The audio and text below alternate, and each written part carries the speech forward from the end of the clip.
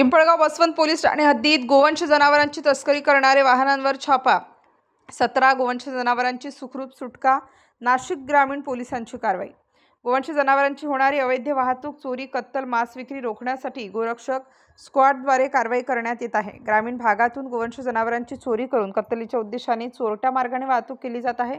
त्या अनुषंगाने एका मालवाहू ट्रकमध्ये गोवंश जनावरे भरून पिंपळगावच्या दिशेने वाहतूक करत असल्याची गोपनीय माहिती पोलीस अधीक्षक नाशिक ग्रामीण यांना मिळाली होती।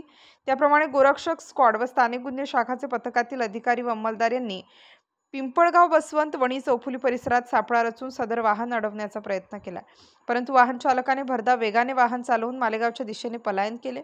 पोलीस पथकाने सदर वाहनाचा पाठलाग करून मुंबई-आग्रा महामार्गावर पाचोरे वणी शिवारात सदर वाहन अडवून छापा टाकला। सदर वाहनावरील चालक व एक विधी संघर्षिताग्रस्त जागेवरच ताब्यात घेण्यात आले। सदर वाहनाची झडती घेतली असता त्यात गोवंश जातीची 17 जनावरे निर्दयीपणे आखूड दोरीने बांधून ठेवलेल्या परिस्थितीत आढळून आली। सदर छापा कारवाईमध्ये खालील आरोपी निष्पन्न झाले आहेत: इम्रान अहमद इक्बाल अहमद, वय 42 वर्ष, विधी संघर्षग्रस्त; निसरत खान हनीफ खान उर्फ निट्ट्या, गोपी बाळू खरे।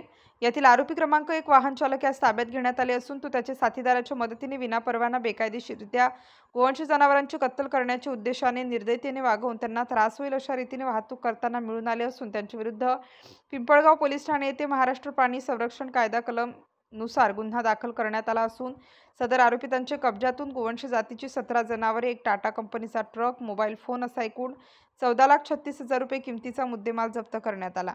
सदर गुन्ह्यातील गोवंश जनावरे खरेदी व विक्री करणारे वकील संशयितांचा पोलीस पथक शोध घेत असून पुढील कारवाई पिंपळगाव पोलीस ठाणे करीत आहे।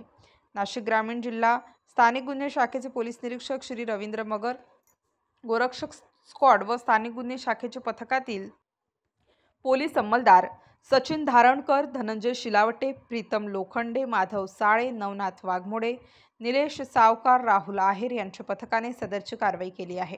स्टार न्यूजसाठी मोहसिन पठाण, नाशिक।